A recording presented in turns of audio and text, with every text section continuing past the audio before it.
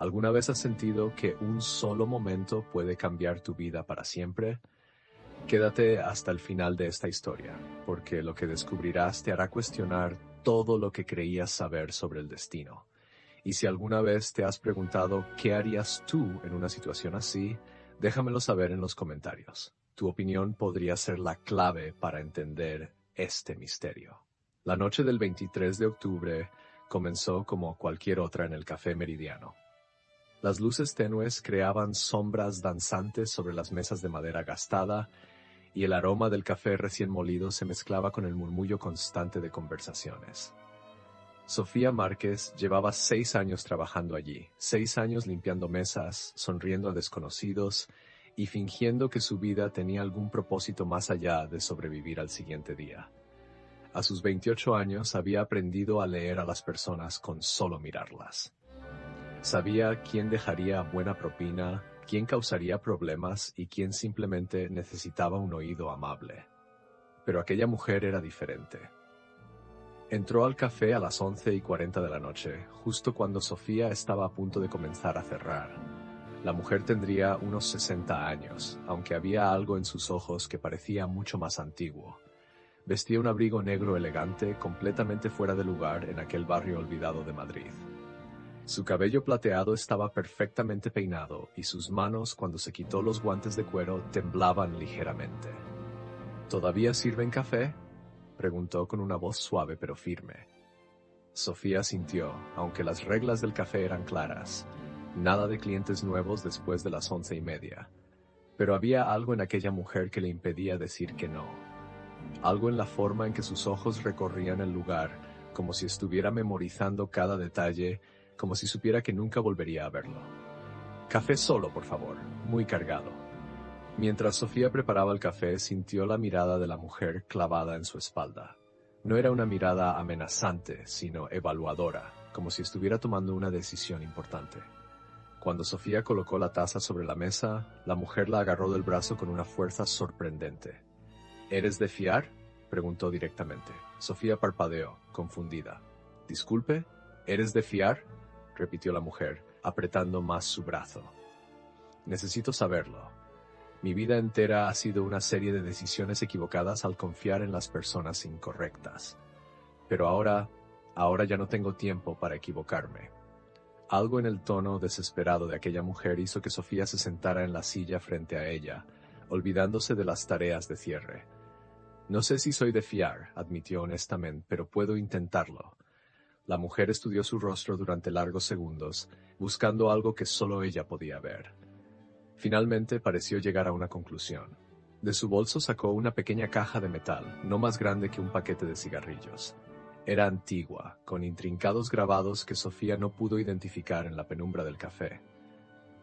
Esto, dijo la mujer, colocando la caja sobre la mesa, contiene algo que no debería existir, algo que muchas personas matarían por tener, y algunas ya lo han hecho. Su voz se quebró ligeramente. Mi hija murió por esto. Mi esposo desapareció hace 20 años por esto, y yo he estado huyendo desde entonces. Sofía sintió un escalofrío recorrer su columna. Parte de ella quería levantarse, alejarse, volver a su vida monótona pero segura. Pero otra parte, esa parte que había estado dormida durante años, despertó con una curiosidad ardiente. ¿Acaso no era esto lo que había estado esperando? ¿Una razón para que su existencia significara algo más que servir cafés y limpiar mesas? ¿Por qué yo?, susurró Sofía. Porque no eres nadie, respondió la mujer sin malicia, simplemente como un hecho. Nadie te busca, nadie sospecha de ti. Eres invisible como yo lo fui una vez. Empujó la caja hacia Sofía. Pero también veo algo más en ti. Veo a alguien que está cansada de ser invisible. Alguien que, cuando llegue el momento, tomará la decisión correcta. La mujer se levantó dejando un billete de 50 euros sobre la mesa junto a la caja. El café no lo probé, dijo con una sonrisa triste. Nunca lo iba a probar. Solo necesitaba encontrarte. Se dirigió hacia la puerta, pero se detuvo y miró hacia atrás. Ábrela cuando sientas que el momento es correcto. Sabrás cuándo. Y cuando lo hagas, encontrarás instrucciones. Síguelas exactamente. La vida de alguien depende de ello. Y así como había llegado, desapareció en la noche madrileña. Sofía se quedó mirando la caja durante lo que parecieron horas, aunque el reloj de pared le indicaba que solo habían pasado 10 minutos. Sus dedos temblaban cuando finalmente la tomó. Era sorprendentemente pesada para su tamaño. Los grabados en la superficie parecían formar algún tipo de patrón, pero, bajo la luz tenue del café, no podía distinguirlo con claridad.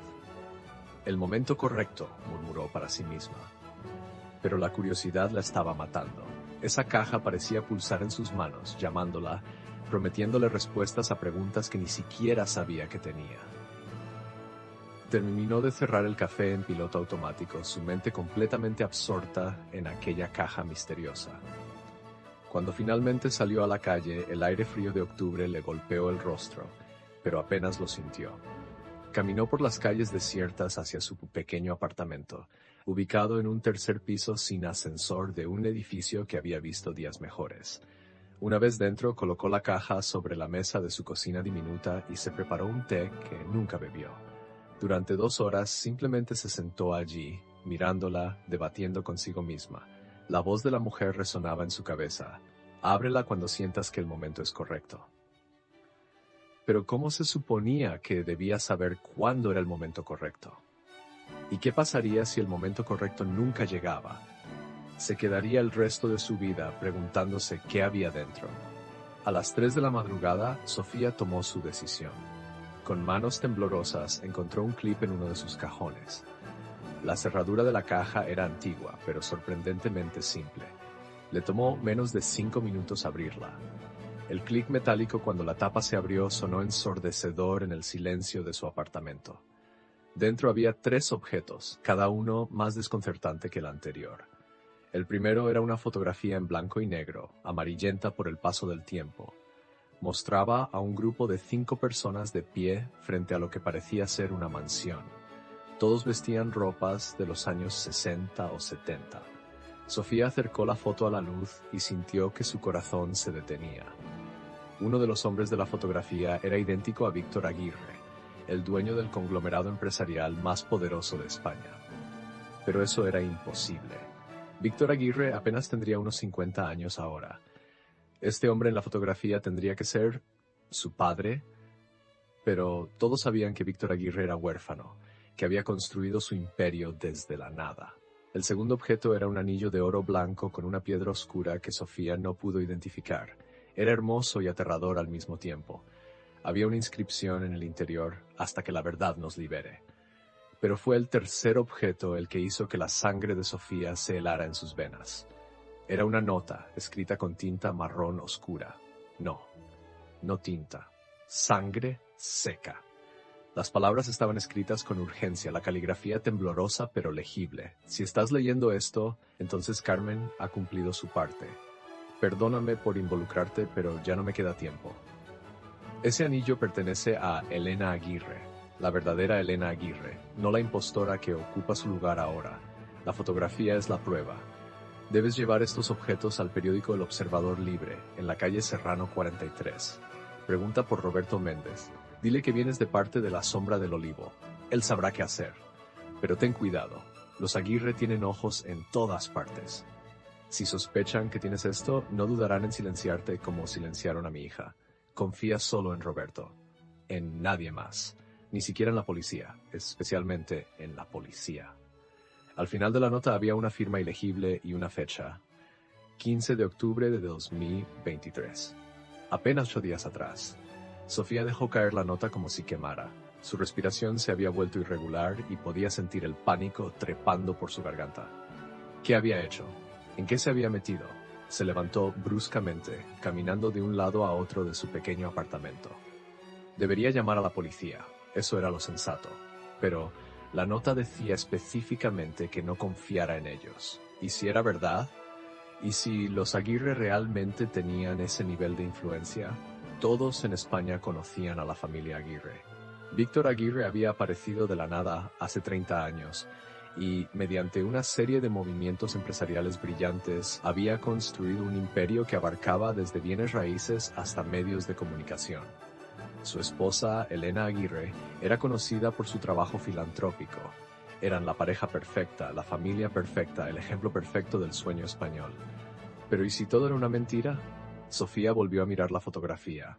Ese hombre definitivamente se parecía a Víctor Aguirre. Y la mujer a su lado. Sofía acercó más la foto, entrecerró los ojos. La mujer en la fotografía tenía un lunar distintivo en la mejilla izquierda. Elena Aguirre no tenía ese lunar. Sofía lo sabía porque había visto docenas de fotos de Elena en revistas y periódicos. Su rostro era impecable, sin marcas. A menos que... El teléfono de Sofía vibró, haciéndola saltar. Un mensaje de un número desconocido. Sé que la has abierto. Fuiste una tonta. Ahora te encontrarán. Las manos de Sofía temblaban tanto que casi deja caer el teléfono. Otro mensaje. Corre. No lo pensó dos veces. Agarró la caja con los 3 objetos, metió algunas ropas en una mochila y salió de su apartamento. Sus pies la llevaron por las escaleras, evitando el ascensor. Cuando llegó al vestíbulo, se detuvo en seco. Un coche negro estaba estacionado justo frente a su edificio. Las ventanas eran completamente oscuras, imposibles de ver a través de ellas. Sofía sintió que alguien la observaba desde dentro. Retrocedió lentamente, su corazón latiendo tan fuerte que pensó que podría escucharse desde afuera. Había una salida trasera que daba al callejón. Los inquilinos la usaban para sacar la basura. Era su única opción. Corrió hacia la parte trasera del edificio, empujó la puerta de metal oxidado y salió al callejón oscuro. El olor a basura era abrumador, pero no le importó. Comenzó a correr, sin saber realmente hacia dónde iba, solo sabiendo que tenía que alejarse. Detrás de ella, escuchó el sonido de puertas de coche abriéndose y pasos apresurados. ¡Ahí está!, gritó una voz masculina. Sofía corrió más rápido de lo que había corrido en su vida. Sus pulmones ardían, sus piernas protestaban, pero el miedo era un motivador poderoso. Giró en una esquina, luego otra. Las calles de Madrid, que conocía tan bien, de repente parecían un laberinto diseñado para atraparla. Finalmente, vio una estación de metro abierta. Bajó las escaleras de 2 en 2, saltó la barrera ignorando los gritos del guardia, y se metió en un tren justo cuando las puertas se cerraban. A través de la ventana vio a 2 hombres con trajes oscuros llegar al andén, mirando frustrados cómo el tren se alejaba. Sofía se dejó caer en un asiento, tratando de recuperar el aliento. Los otros pasajeros la miraban con curiosidad, pero ella no les prestó atención. Sacó su teléfono con manos temblorosas. ¿Debería llamar a alguien? ¿Pero a quién? No tenía familia cercana, sus amigos, bueno, conocidos más que amigos.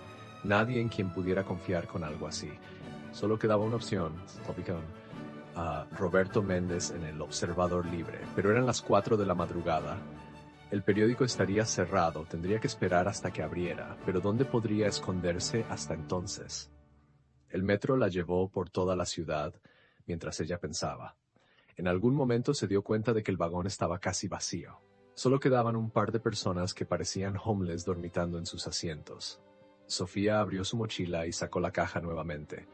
La fotografía la miraba, desafiándola a entender su significado. ¿Quiénes eran estas personas? ¿Qué secreto guardaban que valía la pena matar por él? Y entonces lo vio. En el fondo de la fotografía, apenas visible, había un letrero. Mansión Villa Esperanza, 1967. Sofía sintió que algo encajaba en su mente. Villa Esperanza. Ese nombre le sonaba familiar. Sacó su teléfono y buscó rápidamente. Lo que encontró hizo que se le revolviera el estómago. Villa Esperanza había sido una mansión en las afueras de Madrid, propiedad de una familia adinerada llamada Montenegro.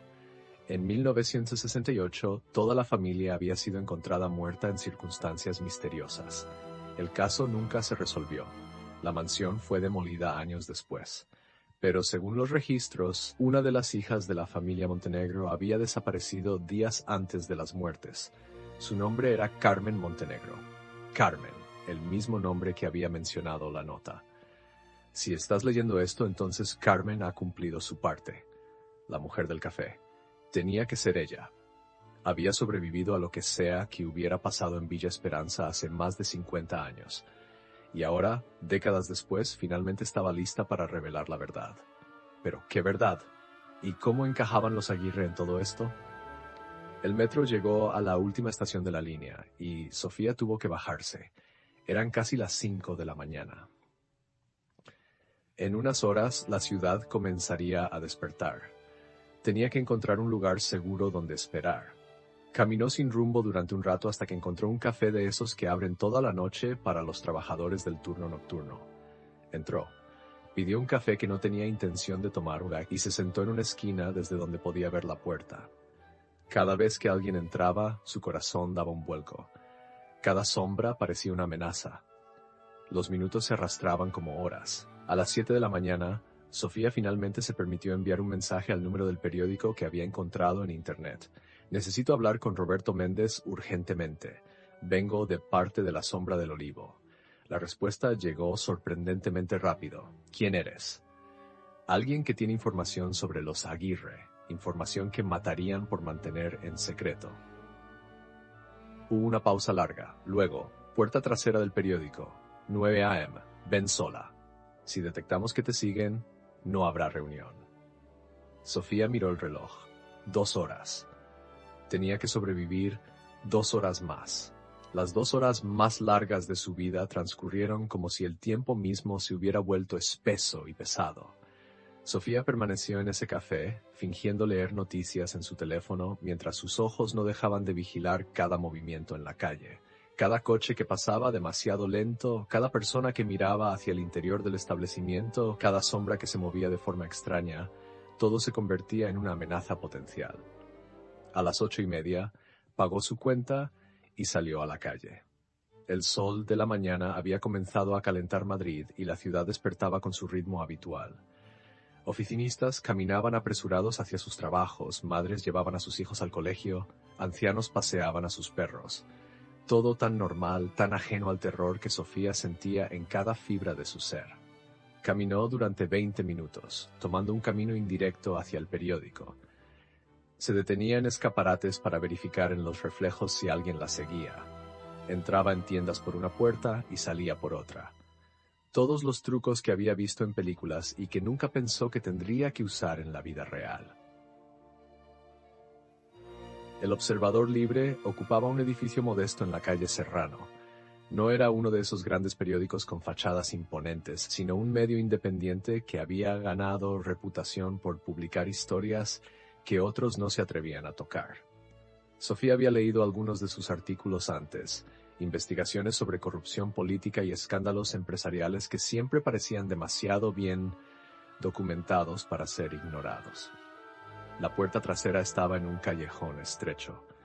Sofía tocó 3 veces, como le habían indicado. Durante varios segundos no pasó nada, y comenzó a preguntarse si todo había sido una trampa. Pero entonces, la puerta se abrió lentamente, revelando a un hombre de unos 40 años, delgado, con gafas de montura oscura y una barba descuidada que le daba un aire de alguien que pasaba más tiempo frente a una computadora que durmiendo. ¿Sofía?, preguntó en voz baja. Ella asintió. ¿Roberto Méndez? Entra rápido. El hombre miró hacia ambos lados del callejón antes de cerrar la puerta detrás de ella. La condujo por un pasillo estrecho lleno de cajas de archivos antiguos. Subieron unas escaleras y finalmente entraron en una oficina pequeña y desordenada. Las paredes estaban cubiertas de recortes de periódicos, fotografías conectadas con hilos rojos como en las películas de detectives y notas adhesivas por todas partes. Roberto cerró la puerta con llave y bajó las persianas. Antes de que me muestres lo que tienes, necesito saber cómo conseguiste ese nombre, la Sombra del Olivo. Solo 3 personas en el mundo conocen ese código, y 2 de ellas están muertas. Sofía sacó la caja de su mochila y la colocó sobre el escritorio. Una mujer me la dio anoche, en el café donde trabajo. Dijo que su nombre era Carmen Montenegro. El rostro de Roberto palideció visiblemente. Se dejó caer en su silla como si sus piernas hubieran dejado de sostenerlo. Carmen, ¿ella está viva? Después de todos estos años, su voz se quebró. ¿Dónde está ahora? No lo sé. Se fue después de darme esto. Me dijo que lo abriera cuando sintiera que era el momento correcto. Sofía bajó la mirada, avergonzada. No esperé. Lo abrí a las 3 de la madrugada, y entonces empezaron a perseguirme. Roberto se quitó las gafas y se frotó los ojos con cansancio. Por supuesto que lo hicieron. La caja está marcada con un rastreador. No uno físico, sino Es complicado de explicar. Digamos que ciertas personas tienen formas de saber cuándo ciertos objetos son manipulados. Se puso las gafas de nuevo y miró la caja con una mezcla de reverencia y miedo. Puedo anular el rastreador, pero el daño ya está hecho. Ellos saben que alguien tiene esto. Y si te vieron, ahora también te conocen a ti. Sofía sintió que el suelo se abría bajo sus pies. Entonces, ¿qué se supone que debo hacer? ¿Huir para siempre? Yo no pedí esto. Solo estaba haciendo mi trabajo y esta mujer apareció y... Lo sé. Roberto levantó una mano para calmarla. Lo sé. Carmen eligió bien. Ella siempre tuvo un instinto especial para identificar a las personas correctas. Se inclinó hacia adelante. Pero ahora que estás involucrada, solo hay dos caminos. O ayudas a terminar lo que Carmen empezó, o pasas el resto de tu vida mirando por encima del hombro, preguntándote cuándo vendrán por ti. ¿Y cuál es el primer camino? Preguntó Sofía, aunque parte de ella ya conocía la respuesta. Exponemos la verdad. Publicamos todo. Los Aguirre no pueden silenciar a todo el mundo si la historia está en todas partes. Roberto abrió la caja cuidadosamente, como si contuviera una bomba. Sus manos temblaban ligeramente cuando sacó la fotografía. Dios mío, susurró. Es real, después de tantos años buscando pruebas, y aquí está. ¿Qué prueba exactamente? Sofía se acercó al escritorio. No entiendo nada de esto. ¿Quiénes son estas personas? ¿Por qué vale la pena matar por una foto vieja? Roberto la miró con ojos serios. ¿Realmente quieres saberlo? Porque una vez que te lo cuente, no hay vuelta atrás. El conocimiento es peligroso, especialmente este tipo de conocimiento.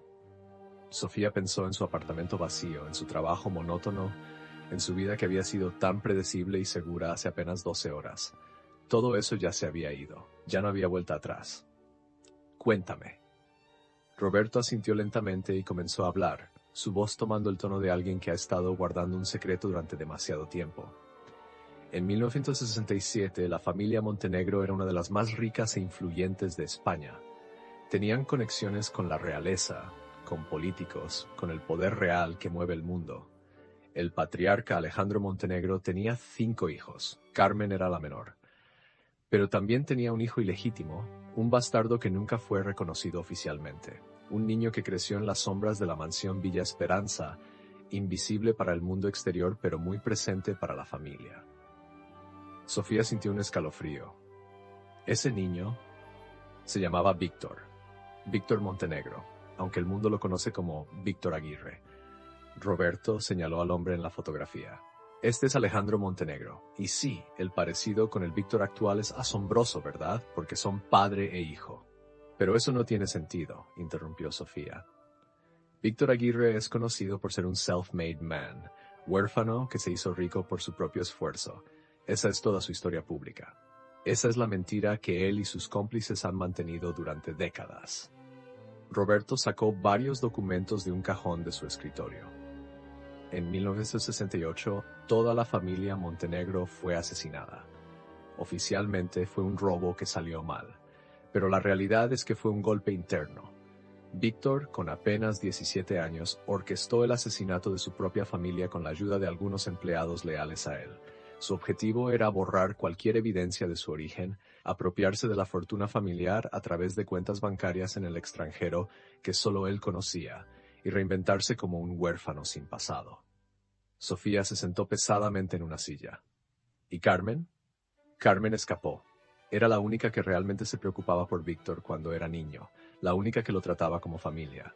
Víctor la dejó vivir, pero con una condición. Tenía que desaparecer para siempre, no decir nunca nada. Y ella cumplió, hasta ahora. Roberto levantó el anillo. Este anillo pertenecía a Elena Montenegro, la hermana mayor de Carmen. Víctor la mató personalmente, y luego, años después, encontró a una mujer que se parecía a ella. La convenció de asumir la identidad de Elena y se casó con ella. La actual Elena Aguirre es una impostora que vive en el lujo a cambio de mantener la mentira. Esto es una locura, murmuró Sofía. ¿Por qué Carmen esperó tanto? ¿Por qué no lo denunció antes? Porque Víctor siempre la encontraba. Cada vez que intentaba hablar, cada vez que se acercaba a alguien con la verdad, sus aliados actuaban rápido. El esposo de Carmen desapareció en los años 80 cuando ella intentó ir a la policía. Su hija fue atropellada por un coche sin conductor identificado hace 5 años, justo después de que Carmen contactara a un periodista. Roberto hizo una pausa. Yo era ese periodista. El silencio llenó la oficina como una presencia física.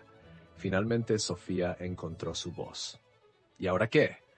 ¿Cómo pruebas todo esto con solo una foto vieja y un anillo? No son solo estos objetos. Roberto se levantó y fue hacia uno de los archivadores. Sacó una carpeta gruesa llena de documentos. Llevo 15 años investigando a los Aguirre. Tengo testimonios de antiguos empleados de Villa Esperanza, registros bancarios que muestran transferencias sospechosas justo después de las muertes, documentos forjados sobre la adopción de Víctor que no existen en los registros oficiales. Lo que me faltaba era la prueba física, algo tangible que pudiera conectar todo. Levantó la fotografía. Esto es esa prueba. Con esta fotografía puedo demostrar que Víctor Aguirre no es quien dice ser.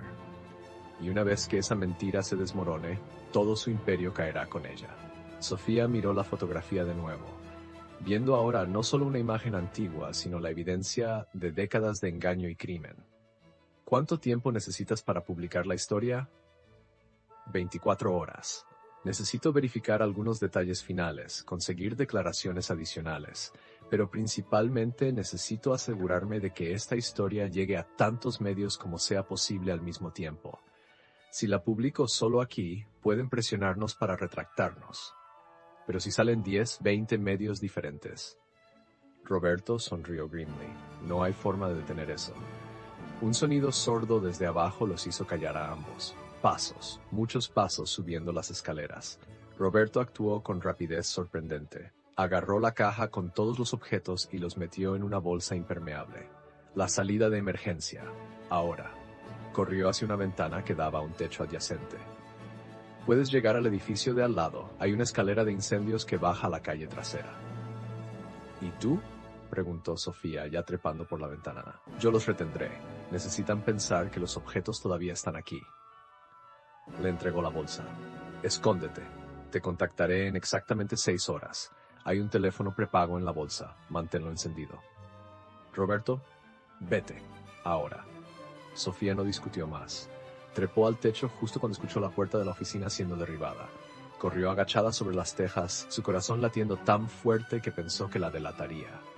Detrás de ella escuchó gritos, el sonido de muebles siendo volcados. Llegó al otro edificio, encontró la escalera de incendios y bajó tan rápido como sus piernas se lo permitieron. Cuando sus pies tocaron el suelo, miró hacia atrás.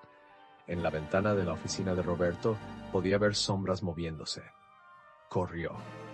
Las calles de Madrid ahora estaban llenas de gente. Sofía se mezcló con la multitud, caminando rápido, pero no tanto como para llamar la atención. Necesitaba un lugar donde esconderse, un lugar donde nadie pensara en buscarla. Y entonces lo supo.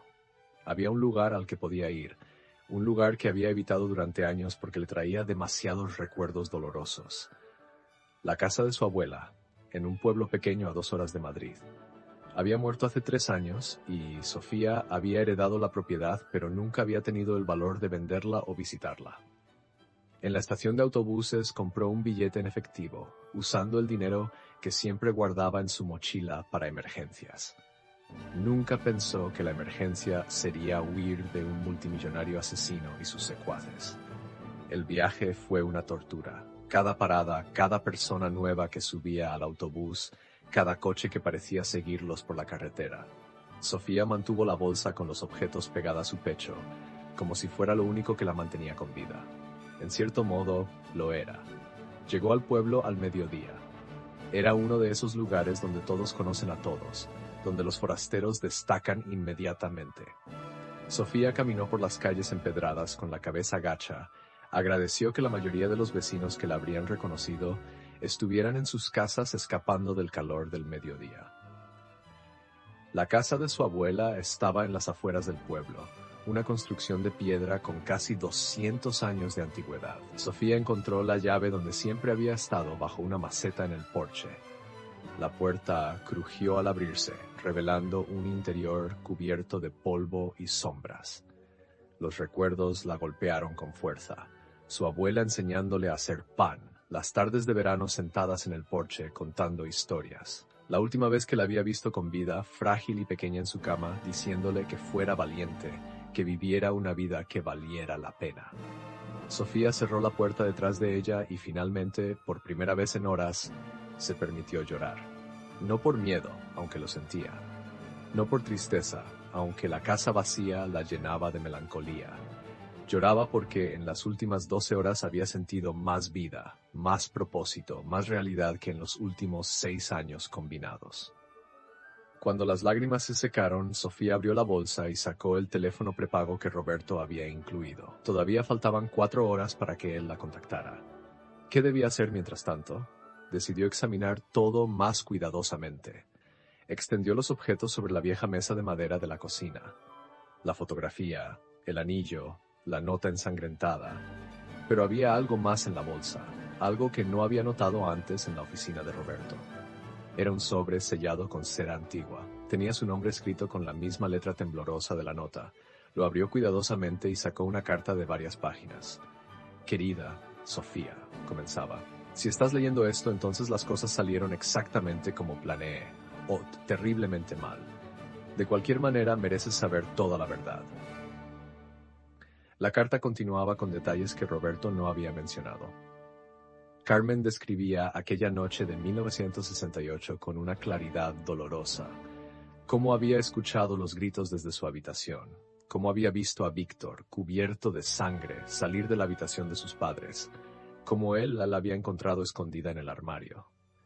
Me miró con ojos vacíos, escribía Carmen. No había remordimiento, no había humanidad, solo cálculo frío. Me dijo que me amaba, que por eso me dejaría vivir, pero que si alguna vez hablaba, no solo me mataría a mí, sino a cualquier persona que yo amara, y cumplió esa promesa cada vez que intenté ser valiente. La carta revelaba más. Nombres de cómplices, incluyendo varios políticos actuales y jefes de policía. Detalles sobre cómo Víctor había construido su imperio no solo con la fortuna robada de su familia, sino también mediante chantaje, extorsión y asesinatos cuidadosamente orquestados. Pero estoy cansada de huir, continuaba la carta. Estoy vieja, estoy enferma y sé que no me queda mucho tiempo, así que he decidido usar lo poco que me queda para finalmente hacer lo correcto. El problema es que Víctor me conoce demasiado bien. Nunca confiaría en que llevara esta información a un periodista directamente. Por eso necesitaba a alguien como tú. Alguien invisible. Alguien en quien él nunca pensaría como una amenaza hasta que fuera demasiado tarde. Sofía sintió un escalofrío. Había sido un peón en un juego que había comenzado décadas antes de que ella naciera. La carta terminaba con una disculpa. Siento haberte arrastrado a esto, pero observé durante semanas hasta encontrar a la persona correcta. Y eres tú, Sofía. Vi en tus ojos el mismo cansancio que yo sentía, las mismas ganas de que tu vida significara algo más. Espero que puedas perdonarme algún día, y espero que puedas ser más valiente de lo que yo fui. Carmen Montenegro.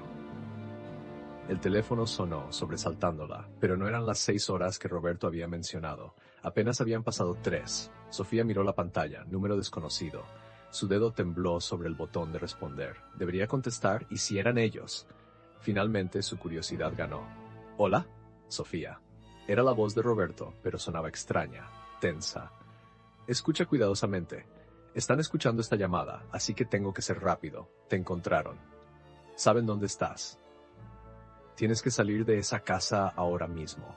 El corazón de Sofía se detuvo. ¿Cómo? El teléfono. Era una trampa. Lo siento, no tuve opción. La voz de Roberto se quebró. Hay un coche negro a 2 minutos de tu ubicación. Corre hacia el bosque detrás de la casa. Hay una cueva que... La línea se cortó. Sofía no esperó a escuchar más. Agarró la bolsa con los objetos y corrió hacia la puerta trasera. Justo cuando salía, escuchó el sonido de un motor acercándose por el camino de tierra que llevaba a la casa. El bosque estaba a 50 metros de terreno abierto donde sería completamente visible. No había otra opción. Corrió con todo lo que tenía, sintiendo el peso de la bolsa golpeando contra su espalda. Detrás de ella escuchó puertas de coches cerrándose, voces gritando. Un disparo silbó cerca de su cabeza, golpeando un árbol a su izquierda. Estaban disparándole. Realmente le estaban disparando. Sofía llegó a la línea de árboles y se sumergió en el bosque. Las ramas arañaban su cara, las raíces intentaban tropezarla, pero no se detuvo. Corrió más profundo en el bosque, sin dirección clara, solo alejándose de las voces que la perseguían. Y entonces, entre los árboles vio algo. Una abertura en una ladera rocosa, la cueva que Roberto había intentado mencionar. Se lanzó hacia ella justo cuando otro disparo resonaba detrás de ella. La entrada era estrecha, pero logró colarse dentro. La cueva era más profunda de lo que parecía, extendiéndose hacia la oscuridad. Sofía se adentró lo más que pudo, hasta que la luz del exterior se convirtió en apenas un punto distante. Se acurrucó contra la pared fría y húmeda de la cueva, tratando de controlar su respiración para escuchar si la habían seguido. Voces estaban afuera. ¿Entró ahí? Parece, pero la cueva es profunda. Podrías perderte fácilmente. ¿Y si no sale? Entonces morirá ahí dentro. De una forma u otra, el problema se resuelve. Hubo una pausa y luego el sonido de algo pesado siendo movido. Roca contra roca. Sofía sintió pánico creciendo en su pecho. Se arrastró de vuelta hacia la entrada, pero cuando llegó, su peor temor se confirmó. Habían bloqueado la entrada con rocas. Estaba atrapada. En la oscuridad absoluta de la cueva, Sofía sintió la bolsa contra su pecho. Todavía tenía los objetos. Todavía tenía la verdad. Pero ¿de qué servía la verdad si moría aquí, sola, en la oscuridad? Entonces, desde algún lugar profundo en la cueva, escuchó algo que no debería ser posible. Voces, o más bien una voz. Débil, distante, pero definitivamente humana. ¿Hay alguien ahí? La voz venía de las profundidades de la cueva, resonando contra las paredes de piedra como un eco de otro mundo.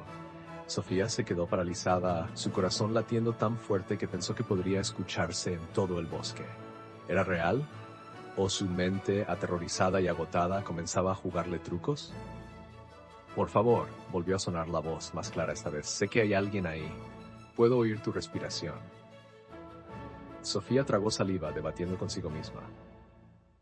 ¿Y si era una trampa? ¿Y si los hombres de Víctor habían encontrado otra entrada a la cueva? Pero entonces pensó en su situación actual. Atrapada en una cueva oscura, la entrada bloqueada, sin comida ni agua. Ya estaba en una trampa. ¿Qué diferencia haría otra? Estoy aquí, respondió finalmente, su voz temblando. ¿Quién eres? Hubo un momento de silencio, luego el sonido de movimiento, pasos arrastrándose sobre piedra. Mi nombre es Elena, Elena Montenegro. El nombre golpeó a Sofía como un puñetazo. Eso es imposible. Elena Montenegro está muerta. Murió en 1968. Una risa amarga resonó en la oscuridad. Eso es lo que él quiere que el mundo crea, pero estoy muy viva, o al menos lo he estado durante los últimos 56 años, atrapada en esta maldita cueva. Sofía sintió que el suelo se movía bajo sus pies. Nada de esto tenía sentido. No lo entiendo. ¿Cómo? ¿Por qué? Ven, dijo la voz. Hay luz más adelante, y una historia que nunca pensé que tendría la oportunidad de contar. Con las piernas temblando, Sofía comenzó a avanzar hacia la voz. La oscuridad era tan completa que tuvo que usar las paredes como guía, sus manos palpando la piedra húmeda y fría. El camino descendía suavemente, adentrándose en las entrañas de la tierra. Después de lo que pareció una eternidad, pero probablemente fueron solo unos minutos, Sofía vio un resplandor tenue adelante. No era luz artificial, sino algo más natural, casi fantasmal. A medida que se acercaba, el pasaje se ensanchó hasta convertirse en una cámara grande, iluminada por hongos bioluminiscentes que cubrían las paredes y el techo como estrellas verdes en un cielo de piedra. Y allí, sentada en una especie de cama improvisada, hecha de musgo y mantas viejas, estaba una mujer que parecía tener 1000 años, pero cuyos ojos brillaban con una intensidad que contradecía su apariencia frágil. Dios mío, susurró Sofía. La mujer sonrió, revelando dientes sorprendentemente blancos. No exactamente Dios, pero he tenido mucho tiempo para reflexionar sobre conceptos divinos. Se puso de pie con dificultad, usando un bastón tallado en madera. Eres la primera persona que veo en... ¿Cuánto tiempo ha pasado? Ya perdí la cuenta hace décadas. Sofía se acercó lentamente estudiando el rostro de la mujer. Incluso bajo la piel arrugada y el cabello completamente blanco, podía ver los rasgos de la mujer en la fotografía. El mismo lunar en la mejilla izquierda, los mismos ojos penetrantes. ¿Cómo has sobrevivido aquí?, preguntó Sofía, mirando alrededor de la cámara. Había un pequeño arroyo que fluía por una esquina, algunas herramientas rudimentarias, pilas de lo que parecían ser diarios escritos en corteza de árbol. Esta cueva tiene un sistema complejo de túneles, explicó Elena, sentándose de nuevo. Algunos conducen a manantiales subterráneos, otros tienen hongos comestibles. He sido una prisionera, sí, pero una prisionera con recursos. Víctor se aseguró de eso cuando me trajo aquí. Su voz se llenó de amargura. Mi hermano pequeño, el bastardo al que defendí cuando nadie más lo hacía, me condenó a una vida peor que la muerte. ¿Pero por qué? Sofía se sentó en el suelo frente a ella. ¿Por qué no simplemente matarte como a los demás? Elena cerró los ojos y cuando los abrió de nuevo había lágrimas deslizándose por sus mejillas arrugadas. Porque fui yo quien lo crió. Cuando nuestro padre lo trajo a la mansión como un niño de 5 años sucio y asustado, todos lo rechazaron. Pero yo vi algo en él. Lo lavé, lo alimenté, le enseñé a leer. Fui más su madre que nuestra propia madre. Se limpió las lágrimas con un gesto brusco. Así que cuando planeó su golpe, cuando decidió matar a todos para robar la fortuna familiar, no pudo matarme. Pero tampoco podía dejarme libre para contar la verdad. Esta cueva fue su solución. Un entierro en vida. La historia era tan perturbadora que Sofía apenas podía procesarla. ¿Y simplemente te dejó aquí? Sin comida, sin nada. Oh, al principio venía regularmente. Traía comida, libros, incluso noticias del mundo exterior. Me contaba sobre su nueva vida como Víctor Aguirre, sobre cómo estaba construyendo su imperio. Creo que necesitaba a alguien con quien compartir sus triunfos, y yo era la única que conocía toda la verdad. Elena se levantó y fue hacia una de las paredes de la cueva, donde docenas de marcas estaban talladas en la piedra. Conté cada visita, 843 veces en los primeros 10 años. Luego las visitas se espaciaron, una vez al año, luego una vez cada 5 años. La última vez que lo vi fue hace 22 años. Creo que finalmente se convenció de que ya estaba muerta o que no importaba si lo estaba. Sofía sacó la fotografía de la bolsa con manos temblorosas. Entonces, esta eres tú, la verdadera Elena Montenegro. La mujer tomó la fotografía como si fuera la cosa más preciada del mundo. Sus dedos trazaron los rostros congelados en el tiempo. Villa Esperanza, murmuró, el día de mi 20º cumpleaños. Todos estábamos tan felices ese día, tan ignorantes de lo que vendría. Miró a Sofía con intensidad renovada. ¿Cómo conseguiste esto? Carmen la tenía, era su única posesión cuando escapó. Carmen me la dio, respondió Sofía. Me pidió que la llevara a un periodista, pero nos descubrieron y ahora estoy atrapada aquí, igual que tú. Para su sorpresa, Elena sonrió. No, niña, no estás atrapada igual que yo. Tú tienes algo que yo nunca tuve. Señaló la bolsa. Tienes la verdad documentada, y tienes juventud, fuerza, y más importante, tienes algo por lo que luchar que no sea solo la supervivencia. ¿Y qué sería eso?, preguntó Sofía, sintiendo que la desesperanza la envolvía como una manta pesada. La oportunidad de detenerlo antes de que haga más daño. Elena se acercó a una de las paredes y comenzó a remover piedras sueltas. Detrás de ellas había un hueco donde guardaba varios objetos envueltos en tela encerada. Durante décadas documenté cada cosa que Víctor me contó en sus visitas. Nombres de personas que asesinó, detalles de fraudes financieros, confesiones de crímenes que el mundo cree que fueron accidentes. Sacó varios paquetes. Lo escribí todo en corteza, en piedra, en cualquier cosa que pudiera preservarse, porque tenía la esperanza de que algún día alguien vendría. Y aquí estás. Sofía tomó los paquetes con reverencia.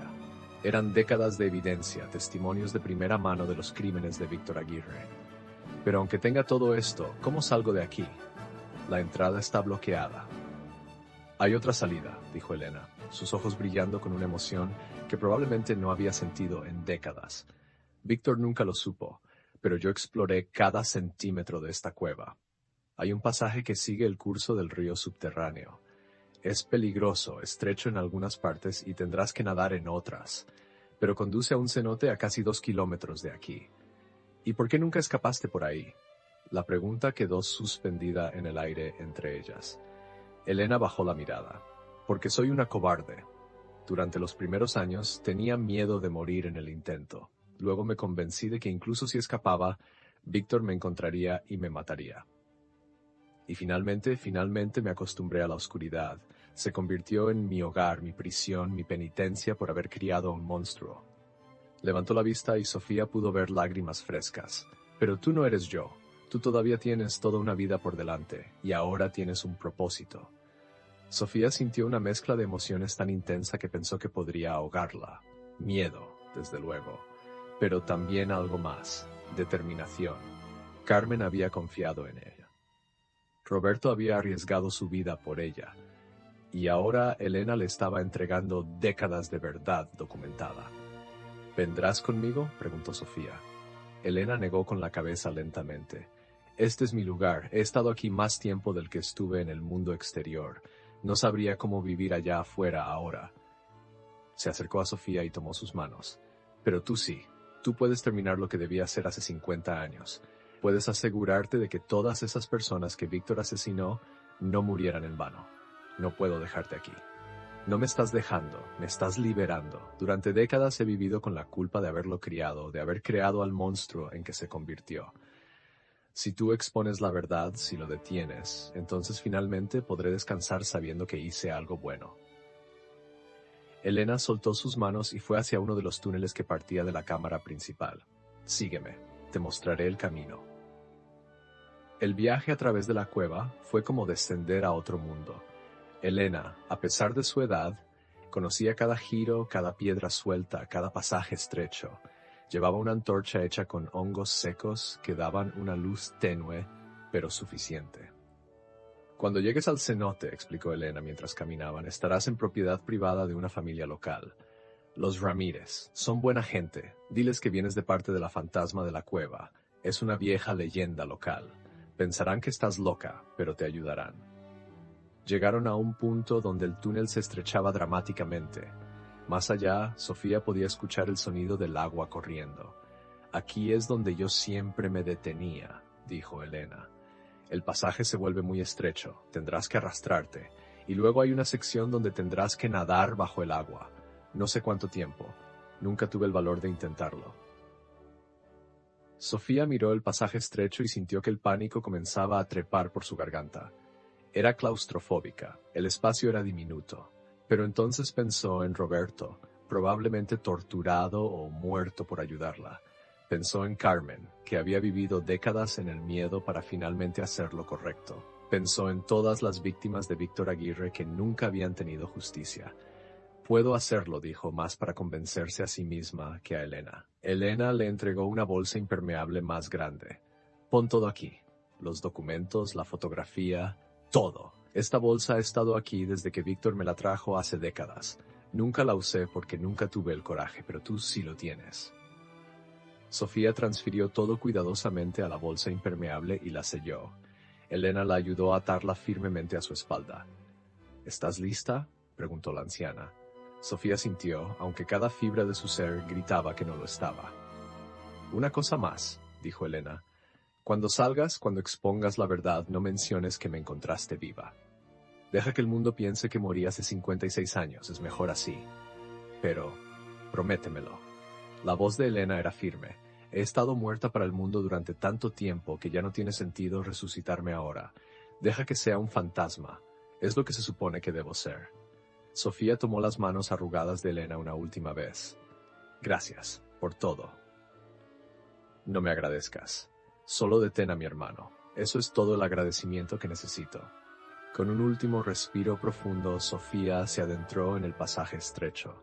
La roca raspaba su piel a través de la ropa. El espacio era tan ajustado que apenas podía mover los brazos. Detrás de ella podía ver la luz tenue de la antorcha de Elena, pero con cada metro que avanzaba esa luz se desvanecía. El sonido del agua se volvía más fuerte, y entonces el pasaje terminó abruptamente y Sofía se encontró al borde de un río subterráneo que fluía rápidamente. El agua estaba helada, negra como la tinta, y no tenía idea de cuán profunda era. No había vuelta atrás. Tomó una última bocanada de aire y se lanzó. El frío fue como miles de agujas clavándose en su piel. La corriente la arrastró inmediatamente, girándola, desorientándola. Sofía nadó con todas sus fuerzas, siguiendo la corriente, sus pulmones comenzando a arder por la falta de aire. Justo cuando pensó que no podría aguantar más, vio luz arriba, un círculo de luz diurna. El cenote. Pateó con las últimas fuerzas que le quedaban y emergió a la superficie, jadeando y tosiendo. Estaba en una piscina natural rodeada de vegetación. El sol de la tarde se filtraba a través de los árboles y nunca en su vida algo había parecido tan hermoso. Sofía nadó hacia la orilla y se arrastró fuera del agua, temblando de frío y agotamiento. Había logrado escapar. Después de recuperar el aliento, verificó la bolsa impermeable. Todo estaba seco y seguro. Todas las pruebas, todos los testimonios. La verdad que Elena había preservado durante décadas. Caminó a través del bosque hasta que encontró una casa. Como Elena había dicho, la familia Ramírez la recibió con desconfianza inicial, pero cuando Sofía mencionó la leyenda de la fantasma de la cueva, sus expresiones cambiaron a una mezcla de asombro y respeto supersticioso. Le prestaron ropa seca, un teléfono, y la dejaron sola en una habitación. Sofía marcó el número del periódico El Observador Libre. Para su sorpresa y alivio, Roberto contestó. ¿Sofía? Su voz sonaba débil, pero viva. Pensé que estabas muerta. Casi. ¿Estás bien? He estado mejor. Me retuvieron durante horas, pero no pudieron probar nada contra mí. Los objetos habían desaparecido contigo. Pensaron que habías muerto en la cueva. Hizo una pausa. ¿Los tienes todavía? Sí, y tengo mucho más. Sofía miró la bolsa impermeable. Tengo décadas de confesiones, Roberto. Testimonios de primera mano. Nombres, fechas, detalles de crímenes que Víctor pensó que permanecerían ocultos para siempre. Hubo silencio del otro lado. Luego, ¿dónde estás? Te envío un equipo ahora mismo. Con protección, esta vez lo haremos bien. 3 horas después, Sofía estaba rodeada de periodistas, abogados y, para su sorpresa, agentes de una división especial de la policía que llevaba años investigando a los Aguirre en secreto. Cuando vieron las pruebas, cuando leyeron los testimonios escritos por Elena, supieron que finalmente tenían lo que necesitaban. La historia se publicó simultáneamente en 20 medios diferentes a las 6 de la mañana del día siguiente. El fraude de los Aguirre, 50 años de mentiras, asesinatos y robo, decía el titular principal. El impacto fue inmediato y devastador. Las acciones de las empresas Aguirre se desplomaron. Víctor Aguirre fue arrestado en su mansión mientras intentaba destruir documentos. La mujer que había vivido como Elena Aguirre se entregó voluntariamente, confesando todo a cambio de clemencia. Los días siguientes fueron un torbellino de entrevistas, declaraciones y procedimientos legales.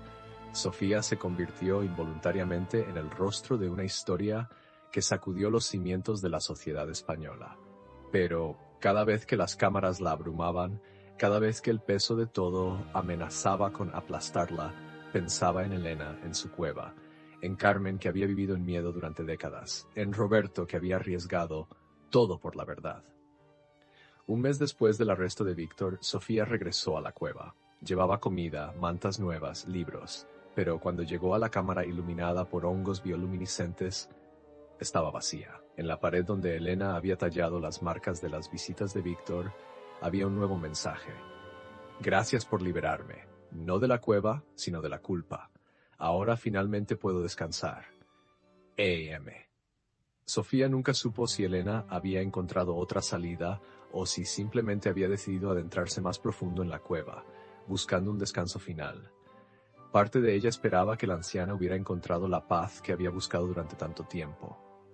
El juicio de Víctor Aguirre duró 6 meses. Fue declarado culpable de 19 asesinatos, fraude, extorsión y docenas de otros cargos. Fue sentenciado a cadena perpetua sin posibilidad de libertad condicional. En su última declaración ante el tribunal, Víctor miró directamente a Sofía. Todo lo que hice, dijo con voz fría y tranquila, lo hice para sobrevivir, para tomar lo que el mundo me negó por nacer del lado equivocado de la sábana. No me arrepiento de nada. Pero Sofía vio algo en sus ojos que contradecía sus palabras. Miedo. Por primera vez en su vida, Víctor Montenegro Aguirre tenía miedo, porque finalmente había perdido el control de su propia narrativa. Sofía nunca volvió a trabajar como camarera. La publicación de la historia le había dado una plataforma que usó para abogar por las víctimas de abuso de poder. estableció una fundación en nombre de Carmen Montenegro y Elena Montenegro, dedicada a ayudar a personas que intentaban exponer la verdad sobre crímenes corporativos y gubernamentales. A veces, en las noches tranquilas, Sofía pensaba en aquella mujer misteriosa que había entrado al Café Meridiano una noche de octubre. Se preguntaba si Carmen había sabido exactamente cómo se desarrollaría todo, o si simplemente había tenido fe en que una desconocida sería más valiente de lo que ella misma había sido. Y cada vez que alguien le preguntaba si no tenía miedo durante todo ese tiempo, si no había querido rendirse, Sofía pensaba en aquella cámara subterránea, en una mujer que había sobrevivido 56 años en la oscuridad, preservando la verdad con la esperanza de que algún día importara. El miedo siempre estuvo ahí, respondía Sofía. Pero descubrí algo más fuerte que el miedo. Descubrí que algunas historias necesitan ser contadas sin importar el costo, y que a veces las personas más invisibles son las que pueden cambiar el mundo. 2 años después de los eventos, Sofía recibió un paquete sin remitente. Dentro había una fotografía borrosa de una anciana caminando por una playa al atardecer, su rostro apenas visible pero inconfundible. Detrás de la foto, escrito con letra temblorosa, «Finalmente libre. Gracias. Sofía sonrió y guardó la fotografía en un lugar seguro. Algunos misterios, decidió, estaba bien dejarlos sin resolver. Elena Montenegro, muerta o viva, finalmente había encontrado su libertad. Y eso era todo lo que importaba. La pequeña caja de metal que había comenzado todo permanecía en el escritorio de Sofía, un recordatorio constante de que los objetos más pequeños pueden contener las verdades más grandes, y de que nunca se sabe qué momento ordinario se convertirá en el punto de inflexión de tu vida. Porque a veces, todo lo que se necesita para cambiar el mundo es una persona dispuesta a escuchar, a creer y a actuar. Una persona dispuesta a abrir la caja sin importar las consecuencias. Y Sofía Márquez, ex camarera convertida en la mujer que derribó un imperio construido sobre sangre y mentiras, nunca se arrepintió de haber abierto aquella caja. Después de todo, algunas cajas están destinadas a ser abiertas. Algunas verdades están destinadas a salir a la luz. Y algunas personas están destinadas a ser mucho más que invisibles.